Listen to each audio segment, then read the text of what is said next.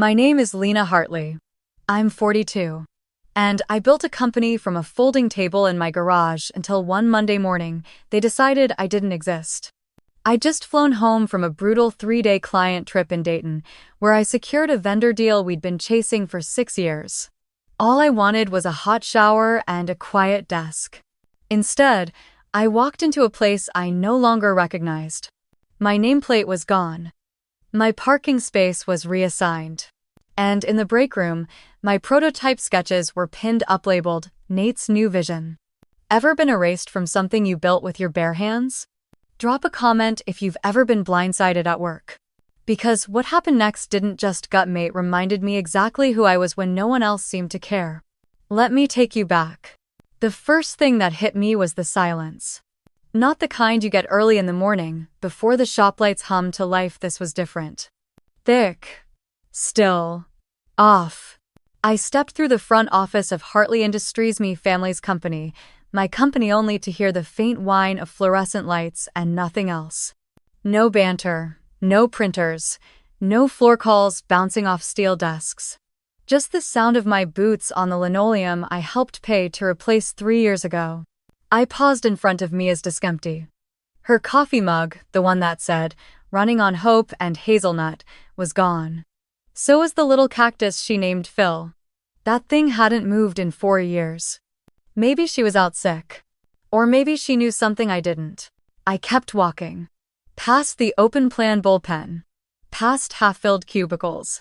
I nodded at 2 engineers who glanced up, then immediately looked away like I was someone who'd shown up at the wrong funeral. My office door was closed. That never happens. I reached for the handle, but my fingers hesitated. It wasn't fear, just a flicker of instinct. Like my body was trying to warn me before my brain caught up. I pushed the door open anyway. The desk looked untouched. Same cracked leather chair. Same dry erase board with half-erased deadlines from last quarter. My coat was still slung over the side, but something was missing. I looked down. No nameplate. Just a strip of scratched wood and a faint outline where Lena Hartley, ops director, used to sit. That's when my stomach started to twist. I set my laptop bag down, tried to shake it off.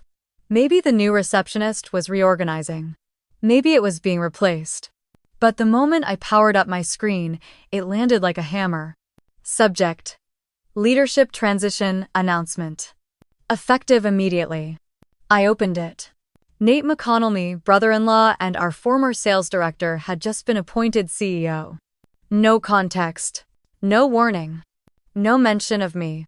There wasn't even a line thanking me for my past contributions. Just a press photo of Nate smiling like he'd just won an Emmy, followed by a list of future-facing buzzwords. Agility. Modernization. Strategic pivot.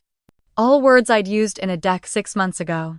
I clicked over to the shared media loop that played in our lobby just to see if I was imagining things. There it was. My prototype. My exact design. Labeled as the McConnell Initiative. I didn't cry. I didn't throw my mouse. I didn't call anyone.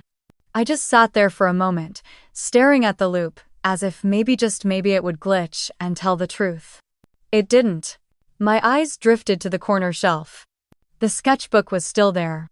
The same one I'd carried from our first shared co-working space to the day we moved into this building. Worn leather. Torn corner. Inside were pages of my handwriting, my designs, the foundations of every line we'd launched since 2015. Untouched. Ignored. But not erased. I zipped up my bag slowly. My fingers stopped at the sketchbook. For a second, I wanted to leave it behind. Let them keep the label. But then I remembered something Roy Delgado used to say when we pulled long shifts in the production bay. Don't leave your tools behind. Even if they forget you built the damn bridge, you'll still know how to cross it. So I took it. And I walked out. No goodbyes, no fireworks. Just the soft click of a door closing behind me, and the taste of something bitter and familiar rising in my throat. I didn't know what came next. But I knew one thing for sure. They hadn't fired me. They'd just bet I'd stay quiet. And that was a mistake they were going to feel. The smell of smoked cheddar hit me before I even made it through the double doors. It was familiar one of those high-end caterers Nate loved to brag about, but tonight, it landed different. A little too curated, like it was trying to distract from something no one wanted to say out loud. The company anniversary gala had always been my thing. I picked the venues, wrangled the vendors, made sure the floral arrangements didn't clash with the table linens. For 10 straight years, I poured myself into those nights because I believed we were building something worth celebrating. Tonight, I was just another name on the guest list.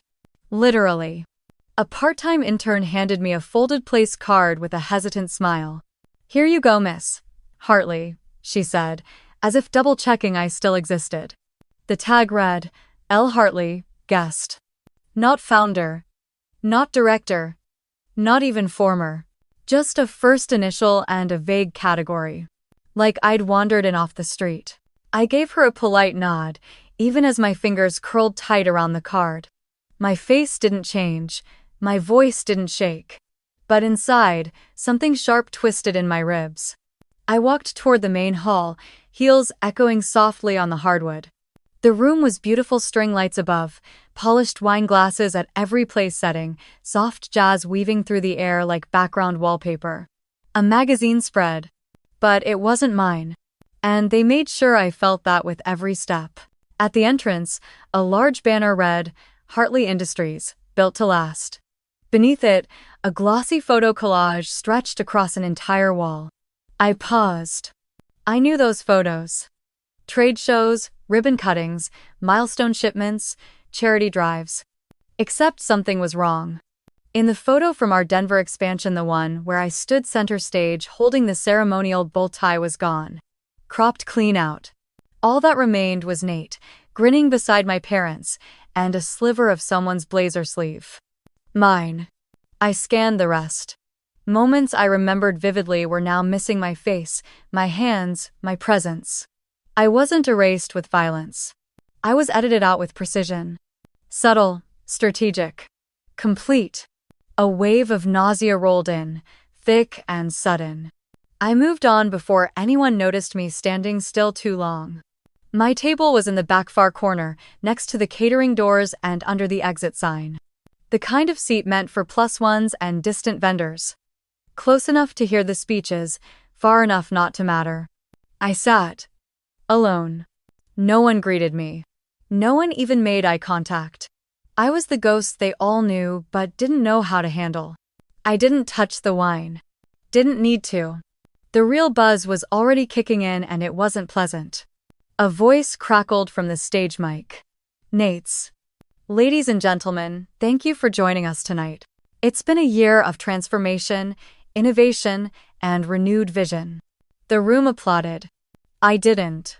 I turned slightly in my chair, just enough to see him standing there, polished and poised, like he'd stepped out of a LinkedIn ad. He went on about market shifts, product pivots, agile restructuring. Words I'd once written on a whiteboard in the old conference room now recycled and rebranded with his name. And none of it would be possible, he continued, without bold leadership, fresh ideas, and the courage to move forward. That's when it hit me. He wasn't just taking credit. He was building a narrative where I never existed. A waiter stepped up beside me quietly and placed a glass on the table. Whiskey, amber gold, no label. I looked up. He just nodded once, no words. But I knew what it was. Me blend. The same one I developed over 3 winters in a drafty side lab, adjusting heat curves and oak balances until it reminded me of my grandfather's old decanter. I created it for our 10th anniversary. Called it Legacy Line 12. And there it was, served without a name, stripped of its story. I wrapped my fingers around the glass. It was warm, familiar, mine. And for the first time that night, I let myself feel something other than restraint. I didn't cry. But I remembered. I remembered the night I skipped my daughter's school play to fix a supply chain issue in Kansas. The time I pulled 3 back-to-back shifts during our automation failure and slept on an office chair in the server room. I remembered when I signed my bonus check over to cover payroll during the downturn of 2019. Every sacrifice. Every damn decision made in service of the name that was now being applauded on stage. But applause fades. And legacy.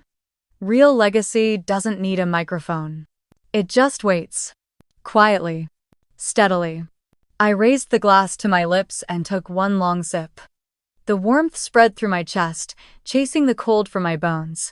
Let them toast to Nate. Let them forget who laid the first brick. Because ghosts don't stay quiet forever. They return. One floorboard at a time. The morning after the gala, I woke up with that strange ache you get when your body feels fine, but your spirit doesn't. I sat at the kitchen table in my flannel robe, staring at my cold cup of coffee like it might give me an answer. Outside, fog pressed against the windows, soft, shapeless, familiar. The kind that usually made me feel comforted. Not today. Today, it mirrored the static inside my chest. My laptop was open, but I wasn't working. I'd been clicking between invoices and old email chains, trying to figure out if any of it was even worth salvaging.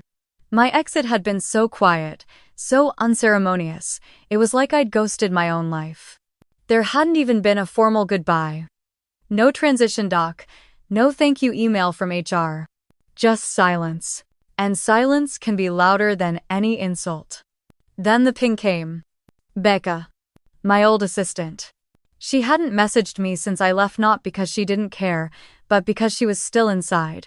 Still navigating that world I'd been pushed out of. No subject line. Just 3 forwarded emails. I didn't need to scroll long. The first one was a thread from a senior strategy call. Top line topic. Leadership repositioning language. But the phrasing that stuck, the one that made my chest tighten? She's brilliant, but intense. Might be best to transition her out, gently rotate her into silence. Silence. That word again. Not resignation. Not retirement. Not even departure. How in? Silence. Like I was a problem to be muted, not a person who built half their systems from scratch. I read the sentence 3 times. Then I printed it, walked over to the fridge, and taped it next to the quote I used to keep for inspiration, something my grandfather once said, back when the company was just a shipping garage with duct-taped desks. Good work doesn't shout, it whispers with conviction. I used to love that quote. Now it felt like they'd used it against me. That same afternoon, I opened the old filing cabinet in the corner of the dining room. Most of it hadn't been touched in years. Old vendor contracts, handwritten diagrams, customer feedback forms from when we still did field visits. It smelled like old paper and dried ink. Like memory. I pulled out my project notebook, the one I never let the digital systems touch. The one with my personal annotations, margin doodles, back of envelope math. There were pages tagged with sticky notes in faded colors, timestamps scribbled in red, late-night coffee stains still ghosting the corners. This wasn't nostalgia. This was inventory. I flipped open a blank page and drew 3 columns. Column 1. Clients who would leave if I left. Off the top of my head? 6. Maybe 7. A few who still called me the only reason they stayed through the transition. People who trusted my word over anyone's title. Column 2. Vendors who owed me favors. A custom parts supplier I'd bailed out during a dock delay in 2018. A label printer I'd once walked through a compliance audit. A logistics guy in Ohio who still called me the glue. Column 3. People. Not high-ranking. Not flashy. But solid. Steady. The forklift tech who fixed our alignment sensors on a Sunday. The customer service lead who knew every serial number by memory. The crew chief who caught a miscalculation in our tensile reports and never took credit. People who remembered. I didn't label the list revenge. This wasn't about revenge. This was about memory. And leverage. I paused, pen hovering above the page. Then I wrote the first name. And it wasn't a client. It was someone more dangerous. Someone who'd been sitting at that gala, nodding politely while Nate gave his victory speech. Someone who knew exactly what had been stolen and said nothing. Verena. My mother. She hadn't looked at me all night, hadn't hugged me, hadn't whispered a quiet apology when the photos flashed across the screen. She just smiled through it. Like I wasn't even there. That smile? It was the same one she used when she made me skip prom to finish a project for Dad. The same one she wore at the hospital when she said I'd get over it after my miscarriage because timing is everything. Polished. Controlled. Weaponized. I closed the notebook. Not to shut it. To protect it. I wasn't sure yet what I'd do with it.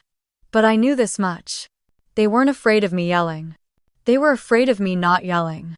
Because silence in the right hands isn't absence. It's power. And I just started writing again. The lavender bush by the back steps had started to lean. It was nothing major, just one of those slow, quiet tilts you don't notice until it's almost fallen. I knelt down with the pruning shears, brushing soil off the base, trying to find the root that needed support. The air smelled like dry pine and cracked clay, familiar, grounding, honest. For a few minutes, it felt like I was still in control of something. I snipped back a few stalks, dropped them into the basket, and wiped my hands on my jeans. That's when my phone rang. Unknown number. The area code said France. I almost didn't answer. But instinct doesn't knock twice. Lena Hartley speaking.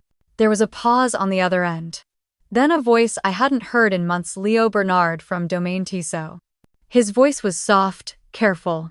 Am I interrupting anything? I glanced down at the dirt under my nails and the half-pruned bush behind me. Just fighting gravity, I said. He chuckled, but there was tension behind it. Cassian's team reached out, he said finally. They're asking for the soil blend specs for the 2020 RAN exchange, said it's part of an internal continuity plan. My breath didn't catch, but my spine straightened. I looked toward the house, suddenly aware of how exposed I felt even in my own backyard. They don't own that formula, I said. I know, Leo replied. That's why I'm calling you. R10. There was silence on both ends. Then he added, I haven't sent anything, but they're persistent. I thanked him, ended the call, and stood there for a second, the sun suddenly too sharp on my shoulders. Inside, I didn't bother changing. I walked straight to the dining room where the hard copies lived tucked in a locked cabinet, far from the cloud systems Nate now controlled.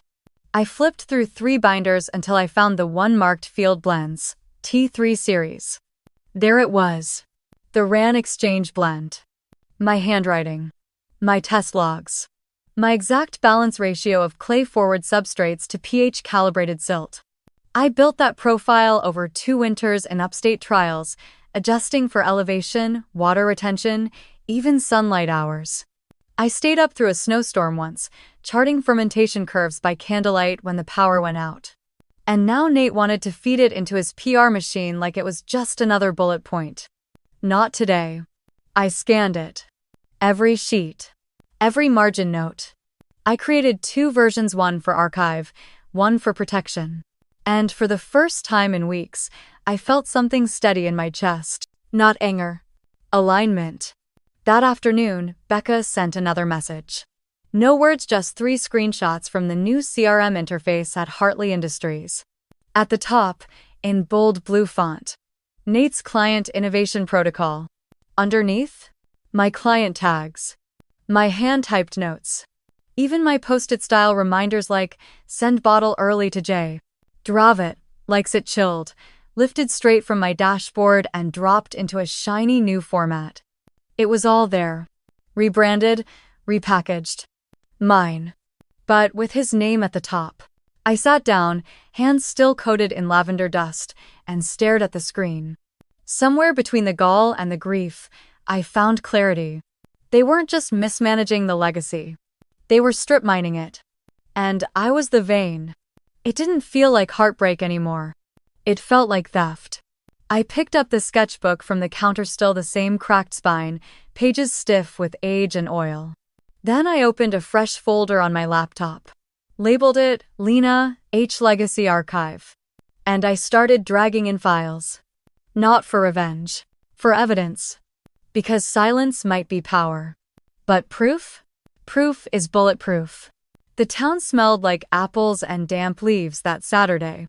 I parked along the gravel side lot behind the Methodist church where the fall fundraiser was already buzzing mason jars, raffle baskets, flannel shirts, and folding chairs that always wobbled just a little to the left. I wasn't sure why I came. Maybe part of me still needed to prove I wasn't hiding. I wiped my palms on my jeans before grabbing the tray of pumpkin snickerdoodles I'd promised to bring. They were a little overbaked. Fitting. Inside, the warmth hit first cider, cinnamon, and that faint sharpness of worn-out gym mats under the rented chairs. Kids darted between booths, old men clustered by the bingo table, and just ahead, a line of neighbors waited to toss beanbags for gift cards. And then I heard it. "Lena, oh my gosh, I haven't seen you in weeks." It was Kendra Miller, the bank's PR manager, hugging a fleece vest tight over her dress shirt. She pulled me in before I could fake a phone call or look for an exit. "You look great." "You don't look like someone they'd fire," she said with a little laugh, eyes scanning my face like I was part exhibit, part survivor. My mouth tightened around the word fire. It had never been said out loud like that. Not even by Nate. Not even by me. "I wasn't fired," I said, keeping my voice even. "We disagreed on strategy." I left. She blinked, like that hadn't occurred to her. "Oh, well, that makes more sense," she said quickly, then added. "I mean, no one really believed Nate could run that place without you." That didn't land the way she thought it would. Because clearly, he could. And apparently, in this version of town gossip, I was just the one who wandered off. Someone tapped my shoulder from behind. It was Jonah Richards from the city council. "Heard you're freelancing now," he said, reaching for a cookie. "Smart move.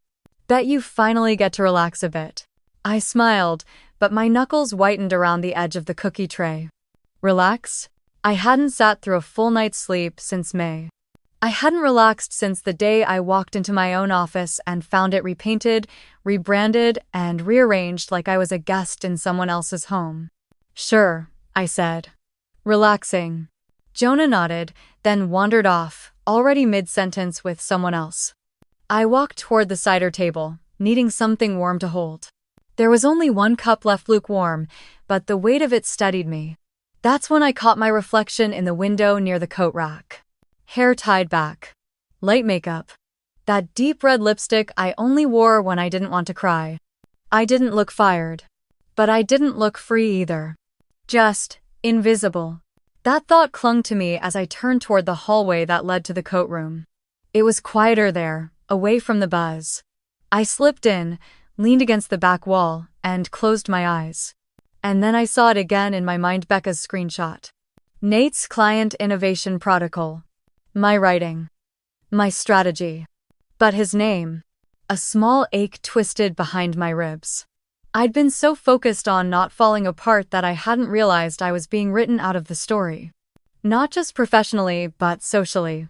And once that version stuck, I'd be the woman who got tired and left. The one who probably burned out. The one who just didn't want to lead anymore. Oh, quote. That scared me more than the loss itself.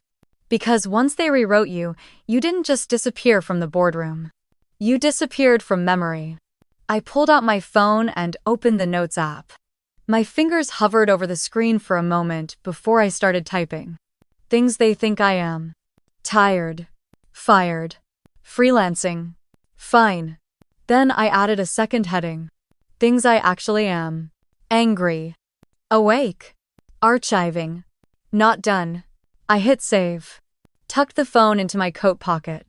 And rejoined the fundraiser with a different walk. Not lighter, but sharper. Because I'd just realized something they hadn't. If I didn't tell the real story, they'd keep telling the fake one. And the fake one was spreading fast. The air in Dad's old workshop was thick with the smell of motor oil, dust, and cedar chips like time had stopped somewhere around 1997 and refused to budge. I hadn't stepped inside since the day we packed up his tools after the funeral. Back then, everything felt too loud, too broken. I couldn't be in this space without expecting to hear his humming over the sound of the table saw. But now? Now I needed something solid, something mine. The key stuck a little in the lock, like it didn't want to turn for anyone else. When the door finally creaked open, the cold air hit me first dry and sharp, with the faint scent of rusted dreams. Dust danced in the sunlight that broke through the one clean pane of the garage window. Everything was still where we left it. The pegboard of wrenches. The battered red stool with one uneven leg. His flannel jacket still hanging behind the door, sleeves curled like they were waiting for his arms. For a second, I stood there and just let the quiet settle around me. Then I moved toward the corner where he used to sketch out ideas, the old drafting table covered in curling paper, measuring tape, a coffee mug with a chipped rim that still said, "Best Dad Ever," in faded letters. And that notebook. Black leather. Scuffed edges. Oil-stained fingerprints still ghosting the spine. He never let anyone touch it when he was alive. Said it was his blue sky thinking. I used to roll my eyes when I was younger, too focused on scholarships and spreadsheets to care about his doodles and dreams. But now I opened it. The pages were filled with diagrams, chemical formulas, sketches of root systems, and soil layer side notes in his tight, all-caps handwriting. Water retention variant C. That. Apply heat at night for early bloom? Microbiology partnership? Ibling Tad. This wasn't just hobby stuff. It was the origin of our soil tech. My tech. The one Nate and I had pitched back when we were still equals, when we built the company's core from an idea I thought came from my own late-night theories. But Dad had been there first, and deeper. He just never pushed to be heard. I flipped another page and found a photo tucked between the sheets. Me, age 14, in overalls and safety goggles, holding a hose while he laughed beside me.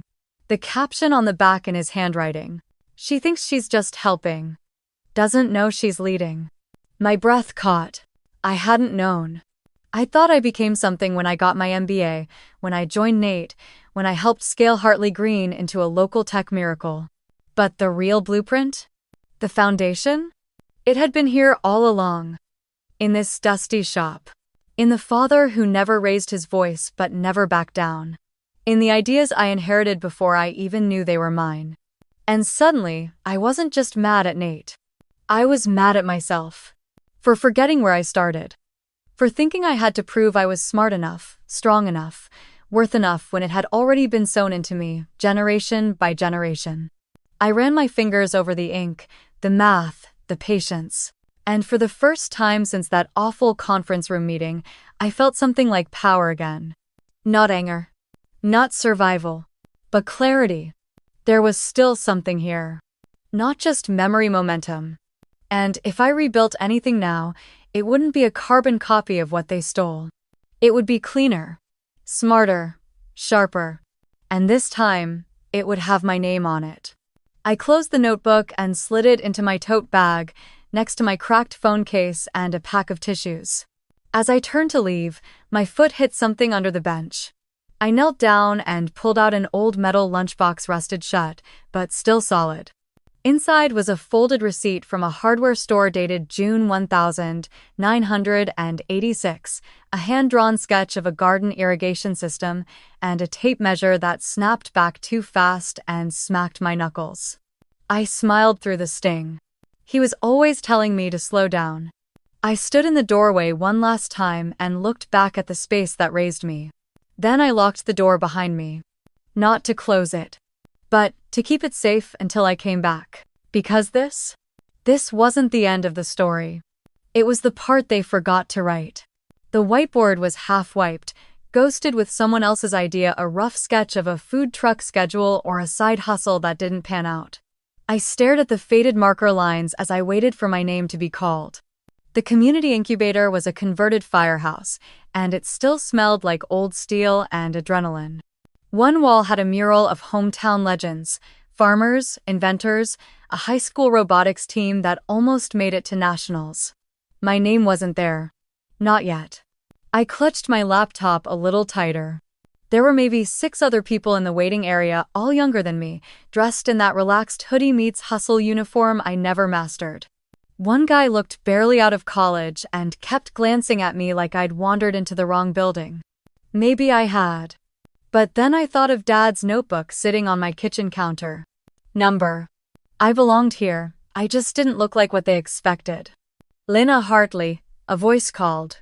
I stood and followed the coordinator, a polite 20-something with a clipboard and a lanyard, down a short hallway. She gestured to a room with a glass wall and 2 fold-out chairs. You'll have 10 minutes. Let me know if you need water or tech help. She smiled, then disappeared. I exhaled slowly, pulled out the USB drive, and plugged it into the monitor. The first slide lit up. Just my name. Not Hartley Green. Not co-founder. Just Lena Hartley. It felt strange, and right. A moment later, 2 mentors walked in, one in jeans and a Patagonia vest, the other wearing wire-rimmed glasses and carrying a coffee the size of a thermos. Neither looked up at first. Whenever you're ready, the one with glasses said. I cleared my throat. I'm Lena. I used to be part of a company you might have read about, but this isn't about that. This is about what came before that. About roots. Their heads lifted. Good. I clicked to the next slide, a soil profile sketch from Dad's notebook, updated with current data overlays. I've been working on a sustainable, yield-enhancing formula that doesn't just enrich soil, it adapts to generational land wear, especially in regions where families have farmed the same land for decades. They didn't say anything. So I kept going. This isn't theoretical. We ran tests at my previous company. We saw gains. But the model we built it into wasn't scalable. It was tech first, not land first. And that's what I'm changing. Another click. A simple bar chart. A map of counties. A handwritten quote from my father. Everything starts in the dirt. Micro reversal, one of them leaned in. I didn't flinch. This isn't about solving everything, I said. It's about honoring the land that's already trying to grow. For a moment, silence. Then the man with the coffee said, What stage are you at? Pre-seed, I answered honestly. I'm not looking for capital today. Just open doors. Conversations. Someone who sees what I'm building before it becomes shiny. Another pause. Then the woman in the vest said, You've got clarity. And restraint. That's rare. He blinked. Restraint wasn't what I expected them to notice. But maybe that was the point. I left the USB behind and stepped back into the hallway, heart racing. I didn't know if anything would come from that meeting. But I also knew I hadn't needed it to prove something. I needed it to remember something. That I could still walk into a room full of people who didn't know me. I stopped at the diner on 4th Street afterward. Same booth I used to cram into with Nate and the interns back when we were just 2 laptops and an idea. This time, I sat alone. I ordered a coffee, opened my laptop, and pulled up the next slide in the pitch. It wasn't finished yet. But neither was I. A notification pinged at the corner of my screen. Thanks for today, let's keep talking R. I didn't know who R was yet. But for the first time in a while, I wanted to find out. They handed me a linen folder when I checked in. It wasn't fancy, just thick paper, a printed schedule, and a name badge with a lanyard that smelled like cardboard and printer ink. But when I saw my name on it, Lena Hartley, Soil Futures panelist, something tightened in my chest. They hadn't asked for a title. Not ex-co-founder. Not consultant. Just me. The woman at registration smiled politely, not realizing I was still staring at that badge like it might vanish if I blinked. I looped it around my neck. The conference was smaller than I'd imagined, one of those regional events in a DoubleTree ballroom with round tables and folding chairs. A few company banners lined the back wall, and someone had set out baskets of granola bars near the coffee urns. It wasn't glamorous, but it was real. And I was on the list. I found my seat at the speaker table, quietly reviewing my notes. I'd prepared a short talk on heritage soil data and localized regen strategies, something dense but digestible. My hands shook slightly as I laid out my printouts. 2 years ago, I was speaking on behalf of a company. Today, I was speaking on behalf of myself. Micro reversal number 1. A woman in a gray blazer leaned over from the next seat. I really liked your piece in Farm Tech Weekly, she said softly. The one about mineral memory. He blinked. I hadn't known they'd published it. I'd submitted it months ago and never heard back. Thanks, I said, my voice cracking slightly. That means a lot. She nodded and turned back to her coffee, like it was nothing. But to me, it was something. The room filled slowly. Maybe 40 people, mostly older men in utility jackets and a few younger women with tablets. Someone introduced the session with a lukewarm mic, and then we were off. When it was my turn to speak, I stood, took the handheld mic, and exhaled. My name is Lena, I said, steadying my breath. I was raised by someone who believed everything worth knowing started below your boots. I told them about Dad. About the first samples I ever tested in our garage. About watching the land lose its memory and how I've been trying to give it back ever since. I didn't use buzzwords. I didn't sell anything. I just spoke. The room was quiet, focused. And when I sat back down, someone actually clapped. Not a standing ovation. Not dramatic. But enough. Symbol. As I gathered my materials, I spotted a small cream business card tucked under my folder. I hadn't seen it placed there. It read, Richard Alvarez, New West Ventures, Agritech Investment Partner. A chill ran through me. I knew that name. New West was one of the firms that almost backed Hartley Green until Nate steered them away in favor of a flashier investor. I remembered the email thread, the one I wasn't copied on until the deal had already died. Micro-reversal number 2. The man himself was waiting by the coffee station when I approached. Miss Hartley, he said, offering a handshake. I've been following your work. I hesitated for just a second, then took his hand. Thanks, I replied, trying to stay neutral. I'd love to talk more. Maybe grab a coffee sometime? He asked. I could feel my heartbeat in my throat. Maybe, I said carefully. But I'm building slow. This time, I'm not rushing anything. He smiled, nodding. That's exactly why I'm interested. Internal conflict. I walked away from that handshake with a swirl of pride and suspicion. My brain kept toggling between don't get burned again and maybe this is different. I didn't know what to believe yet. But I knew what not to do. I wasn't going to build something just to hand it off again. Later that night, I sat on the hotel bed, folder open, badge still around my neck. I should have felt triumphant. Instead, I felt still, like something was realigning. That version of me who begged for validation in boardrooms, she wasn't in the room today. Just me. And for once, that was enough. I tucked the card inside the folder and turned out the light. But I didn't sleep right away. I kept replaying his words not because I trusted them, but because part of me wanted to.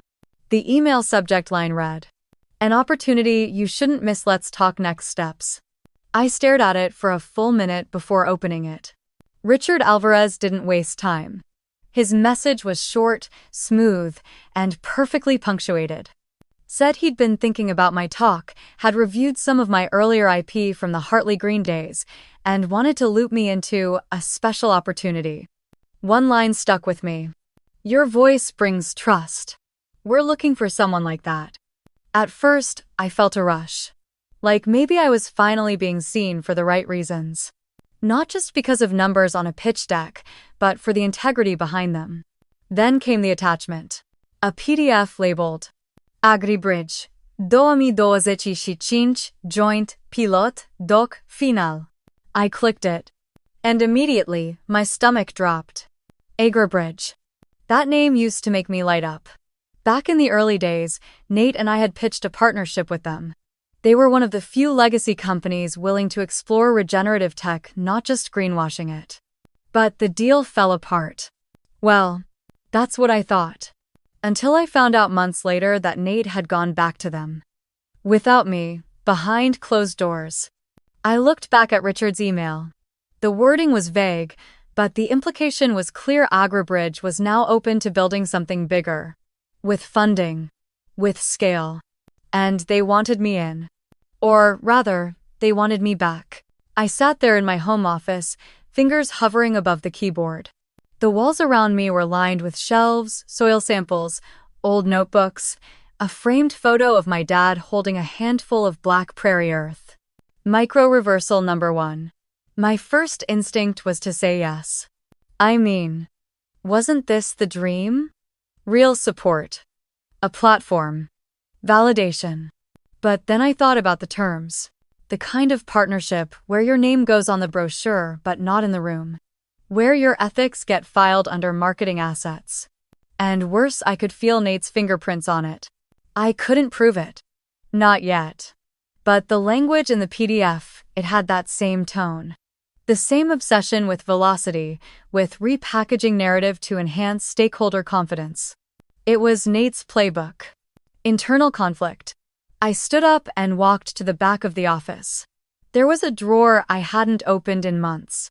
Inside, it was a single sheet of paper. The last draft of a pitch deck I'd written before we dissolved Hartley Green. It had my edits in red, messy, honest, full of late-night clarity. One line at the top said, "Soil isn't just a resource, it's a memory system." I had fought for that line. Nate had cut it, said it was too poetic. Now here they were, wanting my poetry back. Micro-reversal number 2. I closed the drawer and returned to the screen. Something had shifted. I wasn't just a founder trying to re-enter the room. I was the room. And I didn't need to buy my seat. I typed slowly, thoughtfully. "Thanks, Richard. I appreciate the invitation. But I need a few things clarified before we talk terms." Then I listed them. Creative control over all messaging. Final sign-off on any technology licensing. No NDA until after a face-to-face meeting. I hit send before I could talk myself out of it. Symbolic object. My eyes drifted to the window. A small clay pot sat on the sill. Inside it was a sprig of blue wild indigo I'd replanted from the farm months ago. It had nearly died 3 times. Now, against all odds, it was blooming. Not showy. Just real. Like me. By evening, Richard had replied. "Let's set up a call. I think we can make something beautiful on your terms." But that last part. It came with an asterisk. He added, "One note, there's another stakeholder involved. Someone from your past. I think you'll want to be prepared." I didn't reply right away. Instead, I sat in silence, watching the shadows stretch across my office floor. Prepared? That word echoed. Because I wasn't sure if I was. But I was clear. This time, I wouldn't lose myself trying to belong. I arrived 15 minutes early. Not because I was eager, but because I needed to breathe. To study the space. The lobby was all glass and chrome, like every new eco-luxury startup office trying too hard. The receptionist offered me an oat milk latte. I declined. My stomach was already in knots. They'd booked a small conference room on the 12th floor. Floor-to-ceiling windows. Sleek chairs, one lonely carafe of water. I sat near the head of the table, opened my notebook, and took out a pen I hadn't used in years. The one with the chipped maroon cap. I kept my eyes on the door. When it opened, I didn't see Richard. I saw Nate, and for half a second, I forgot how to breathe. He hadn't changed much. Still tall. Still polished. That effortless smugness dressed up as charm. But the worst part? He looked surprised, like I was the one intruding. "Lena," he said, like it was a nickname. Like he owned it. "I didn't know they invited you too." Like this wasn't my story. I looked straight at him. "I'm not here as a guest." Micro-reversal number 1. For a split second, I thought maybe I had it wrong. Maybe Richard hadn't told him. Maybe this was all a misunderstanding. But then Richard walked in. Smiling. Breezy. 2 cups of coffee in his hands. And he handed one to Nate. Of course. The rest of the meeting blurred at the edges. Richard kicked things off with a slide deck. Glossy language. Phrases like synergistic land intelligence and narrative-driven soil solutions.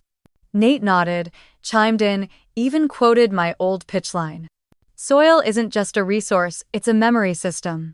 He said it like he'd invented it. Micro-reversal number 2. I felt heat rising in my chest. But instead of snapping, I leaned back. Let him talk. Let them both spin. Because something shifted in that room. I wasn't the same woman who used to shrink to fit. Internal conflict. I remembered the last time Nate and I were in a room like this. Back at Hartley Green. He'd done all the talking then too, only I'd stayed silent, thinking silence was strategic. But today, I watched his mouth move, and all I saw was theater. A performance. A man dressing my work in his words, like he still had the right. And yet, I wasn't angry. Not in the way I expected. I was done. Symbolic object. My fingers traced the edge of my notebook. The same one I'd used the night before the Hartley Green split. The margins were still full of red scribbles. Ideas Nate had once mocked. Now here they were in his deck. Half an hour in, Richard paused. "Lena," he said, "you've been quiet. Any thoughts?" I closed the notebook. "Just one," I said. "Who's really leading this?" They both blinked. "I don't mean the slides," I added. "I mean the decisions. The direction. Because I don't share space anymore, unless I know whose hands are steering the wheel." There was a long silence. Richard cleared his throat. "We were hoping this would be co-led." "Equally." I smiled. "Then you brought the wrong ghost." Nate let out a quiet laugh. "You always did love drama." "No," I said. "I used to tolerate it. There's a difference." I stood up. Gathered my notebook. Richard reached out. "Lena, just think about." I did. I met his eyes. I've thought about it for 2 years. And just before I walked out, I snagged something from the table. A printout of the pilot proposal with Nate's notes in the margins. It wasn't strategy, it was leverage. As I waited for the elevator, I looked down at the paper. One scribbled line near the bottom read, "Rewrite Lena's phrasing too soft for funders." My laugh came out low. Tired. Because that softness? It was never a weakness. It was the soul of the work. And now, I was taking it back. 2 days later, I found the envelope on my porch. No return address. Just my name, typed in that all-caps corporate font every startup uses when they want to look important. Inside was a new version of the proposal, this time with only my name listed under lead strategist. Nate's name was gone, scrubbed clean. And in the corner, a sticky note with Richard's handwriting. "If you're still interested, it's yours. Fully." I stared at it for a long time. Not out of excitement, but because for the first time, I wasn't sure if I wanted it. There was a time when I would have jumped. Would have signed before the ink dried. But something had shifted in that conference room, something subtle but permanent. That proposal didn't feel like a door anymore. It felt like a test. One I no longer needed to pass. Still, I kept it. Folded it gently. Slid it into the back of my old leather folder, the same one I used when Hartley Green was just an idea scribbled on napkins. Symbolic object. Later that night, I lit a candle in the kitchen. Not for ambiance. For clarity. It was something my dad used to do when he needed to think, one small flame in a dark room. No distractions. No noise. I opened my laptop, pulled up a draft of my own deck. Not theirs. Not some Frankenstein version of my past. Mine. And it wasn't flashy, no AI-rendered soil animations or slick brand slogans. It was raw. Quiet. Rooted. Micro-reversal number 1. I expected to feel underwhelmed seeing it on the screen. Instead, I felt still. Like I was exactly where I was supposed to be. Then the email came. Subject line. No hard feelings. From Nate at Hartley Green. Org. I hovered over it. Heart thudding. Opened it. "Lena." I saw Richard's update. He said you didn't respond yet. I get it. For what it's worth, you were always the heart of the thing. I was too busy trying to win. Anyway, good luck. Ends for no groveling. No manipulation. Just 7 lines of something that almost resembled self-awareness. Internal conflict. Part of me wanted to reply, to say thank you, to let him know I didn't hate him, I just didn't follow him anymore. But I didn't send anything. Because sometimes the cleanest closure is silence. The next morning, I walked past the co-working space I'd been eyeing for months. There was a sign in the window. Private pod available. Monthly lease. Ask for Marla. I walked in, signed the lease, and got a key card with my name printed on it. It clicked in my hand with this strange, quiet weight. Like possibility. Like peace. That afternoon, I stood in my new space. It was bare, no furniture yet, no desk, not even a chair. Just the hum of new beginnings. I set down my leather folder on the windowsill. The envelope from Richard still tucked inside. Micro reversal number 2. I could have thrown it away. Shredded it. Burned it. But I didn't. I left it there unopened since the first read. Not because I was holding on, but because sometimes you need to see what you've outgrown to remember how far you've come. I stood at that window for a while. No pitch decks. No Nate. No noise. Just me. And the soft hum of a life finally becoming mine. The morning I moved into the space, the air felt different. Not dramatic. Not cinematic. Just clear. It smelled like fresh drywall and brewed coffee, probably Marla's, from the front desk. I brought in a single box. No team. No ribbon cutting. Just me and the sound of my boots on concrete floors. I opened the box and pulled out the things that mattered not much, honestly. A framed photo of my dad holding up a muddy tomato from our first community garden. A pen he used to carry in his front pocket, capped with teeth marks from nervous chewing. And a notebook from my first year in consulting, edges soft and curled. The pages were filled with crossed-out numbers and big hopeful words like equity, sustainability, and impact. I set them on the windowsill beside a tiny potted plant I picked up on the walk over. Then I paused and just looked around. There were no pitch decks on the walls. No whiteboards scribbled with buzzwords. Just sunlight slanting in across bare walls. And one name. On the door. Printed in simple black vinyl. Lena Hartley. Independent strategist. Not flashy. Not corporate. But mine. For a long time, I stood there with my hand on the doorknob, staring at that name. I thought about everything it took to get here, every meeting I was talked over, every pitch that got hijacked, every time I swallowed a brilliant idea because the room just wasn't ready. Micro reversal number 1. For a second, I felt sad. Not proud. Not vindicated. Just sad for all the time I spent shrinking. I turned back to the room and sat cross-legged on the floor. Pulled out my notebook and flipped to a blank page. Wrote one word at the top, begin. Not build. Not scale. Just begin. A knock at the glass made me look up.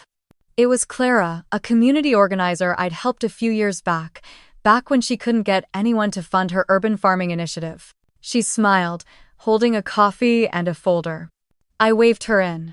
Place looks good, she said, handing me the cup. Still smells like drywall, I yoked. She opened the folder. Inside was a map of potential pilot plots, underutilized green spaces near schools and low-income housing. You said if I ever got serious, you'd help me design the infrastructure plan. Her eyes met mine. I'm serious now. I looked at the map. At the handwritten notes. At the corners worn from her, carrying it around. This wasn't just a gig. It was alignment. I felt something steady move in my chest, a quiet yes. Micro reversal number 2. I almost said, let me get back to you. That old reflex to stall, to evaluate, to prove. But instead, I nodded and said, let's do it. Together. After she left, I pulled out my dad's pen. Ran my thumb across the grooves his teeth had left. Internal conflict moment. A part of me wished he could see this. Another part of me knew he already had. That night, I stayed late. No deadlines. No pressure. Just me, tracing the shape of something new. I walked to the door before locking up. Ran my fingers gently over the letters of my name. Lena Hartley.